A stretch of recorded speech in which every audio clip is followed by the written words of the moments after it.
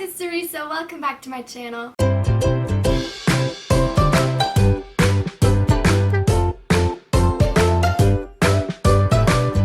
So I've been meaning to film this video for a while because I've been compiling a list of some of the books that I think are some of the most underhyped and underrated books that I've ever read. I don't know why not more people are talking about them, and so I thought this would be a great opportunity to kind of reintroduce them to you, I guess, because I definitely have talked about them in the past, but I thought it would be easy to have them all in one place. So if you're looking for some books to read that maybe aren't the most talked about, then this is the spot for you. So the very first book I have mentioned as being underrated quite a few times now, and that is Professor Moriarty, Hound of the D'Urbervilles by Kim Newman.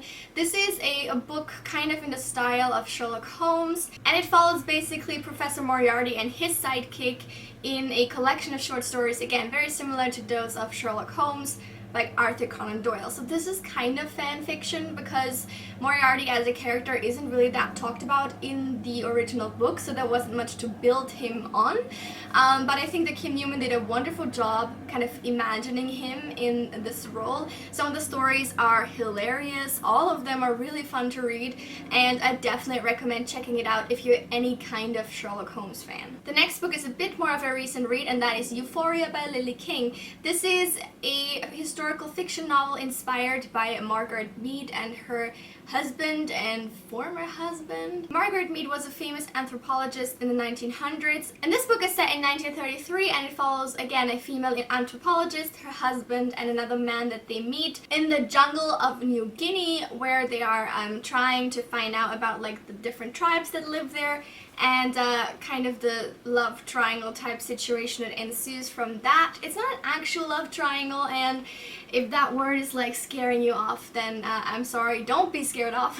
It's more of just the underlying attraction that develops between the couple and this other man. And I thought the book was really well written, it's really engaging, and the ending is kind of heartbreaking, but overall I really enjoyed it, and I hope that you guys will read as well. Next is actually a little series that's actually just a duology that I have never pretty much heard about ever. I think I picked this book up randomly and then read the sequel as well, and I really enjoyed it, and that is Cursed and Ravaged by David Wellington. This is actually a werewolf duology, so again, maybe that's a buzzword that's gonna scare you off, but don't let it, because it's actually a really good one. The books have been published in several different titles, so if you find them under a different title, don't be confused. I was heavily confused because there wasn't ever a point where I found on Google someone saying this book is actually the same as this book. I just had to sort of connect the dots myself. But anyway, the book is about a woman alone in the Arctic wilderness, and she gets attacked by a wolf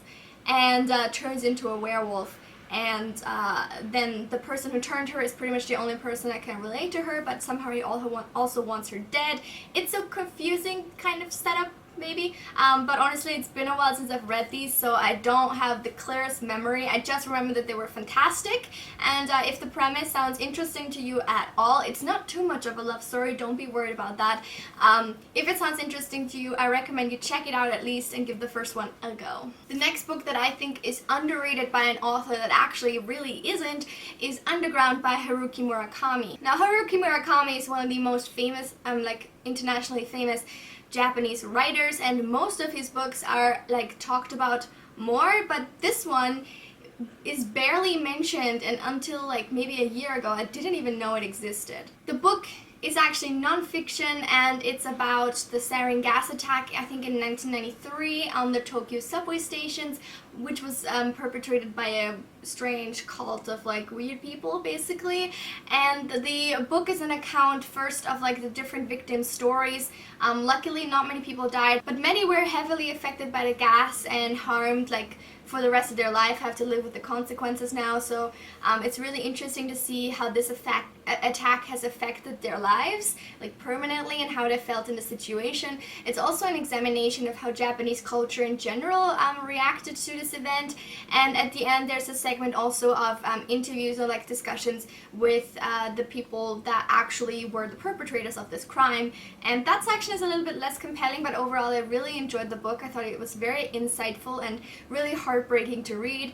And I think it's important that, especially in situations such as this, that the victims are actually the ones being given a voice, that the media isn't the one like talking for them, but that they get to talk for themselves. So I think that that's what this book did wonderfully, and if you're at all interested in this, then I recommend you check it out. Next is The Crane's Dance by Meg Howry, a 5-star book that I think is absolutely phenomenal. It follows two grown-up adult ballerinas. Can you believe it? No books about ballerinas are actually about adult ballerinas. Think about it. Most of them have followed like young girls like striving to become successful in that area, but this book follows two sisters that actually have made it. They're with a company, a really famous one, and they're really good dancers, but one of the sisters has had a mental breakdown and the other blames herself for it, and kind of spirals out of control a little bit herself as a result of it. Overall, I think the book is beautifully written. It's witty, it's funny, but also sad. It's just really good, and it touches on areas of like ballet as a sport and what it does to people mentally as well as physically, and in more ways than other books that I've read about the subject. So again, if you're interested, definitely check it out. Then we have something a little bit more lighthearted but really fun, and that is Erotic Stories for Punjabi Widows by Bali Kaur Jaswal. This book is set in London, and it follows a young Indian woman that comes from a pretty traditional family, but she is much more modern and progressive and feels kind of stifled by these expectations that her family and her culture puts on her. But to appease her mother, she starts teaching at a center for women, I think it is, in the Punjabi community section of the city basically, and she starts offering writing classes in English. But then she's really surprised when all the people attending are pretty much older Punjabi widows that want to write about their erotic fantasies. Now obviously this premise isn't the most realistic, it's just the tiniest bit absurd, and there are a few turns that the story takes in terms of trying to turn it more into a mystery that I didn't 100% approve of, but overall I thought the book was lovely, it was hilarious, it was really fun to read, and it's just really interesting as well because I didn't know much about the Punjabi community in London at all, pretty much. And yeah, I really recommend it. It's really lighthearted and quick read, and you should definitely go and give it a read. Second to last, I have The Girl with All the Gifts by M.R. Carey. I've talked about this book a lot, but I still wanted to mention it because I don't think enough people have read it still. I don't know how. It's even been turned into a movie, for God's sake. You should read the book, really. So this is about the main character called Melanie, who is a young girl, and she's in a school with other children her age, but every day after class she gets put back into her cell, and she's constantly being surrounded by guns, and it has to be strapped into a wheelchair wherever she goes. And we just experience basically the world that she lives in from her eyes, and it's really interesting to see the situation she's in. She finds out who she is and what she is, and some people would say this is a spoiler, so I'm just not gonna say what she is, but it's pretty clear from pretty early on. Let's just put it that way. My favorite thing though about this book isn't so much the story, which is also good, but really the science behind everything. I think it's a very unique take on this particular subject. I think it's very interesting, and I constantly wanted to know more about the science behind it all, and overall I had a really great time reading this. And the movie is also good, so definitely go read the book and then watch the movie and have a good old time. And finally, one of the most underrated books I think that I've read in a long time is The Golem and the Jinni by Helene Wecker. Guys, why is no one talking about this book? I literally saw maybe one person mention it, and I think they didn't like it. So I don't it's not a good average, situation happening here. The book is great, guys. You should at least give it a go. This is historical, fantasy fiction, basically. It's set in 1899 in New York, and it follows Chava, who is a golem, and Ahmad, who's a genie.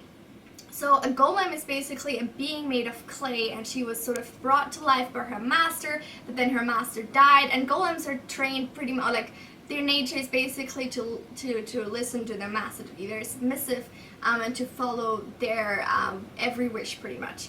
And she's very confused and like cut loose now. She feels very disconnected from everything now that she has lost her master.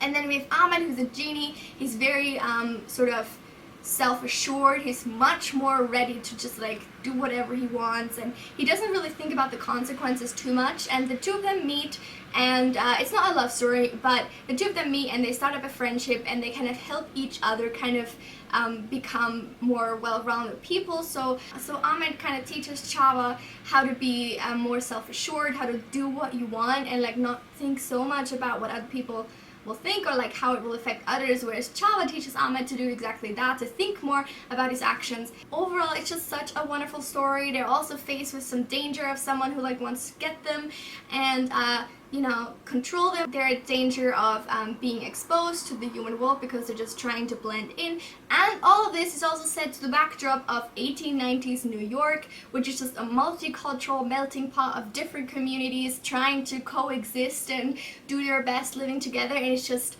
such a wonderful story. It is a bit on the longer side, right? Like, I admit that. But it's so worth it, and I honestly cannot wait for the sequel. It comes out later this year. I'm so excited. And honestly, there was never a better time to pick this book up, like so close before the sequel comes out. So you're like right in the midst of it, and you can just like keep reading even after this. Oh my god. What better way is there to read a book?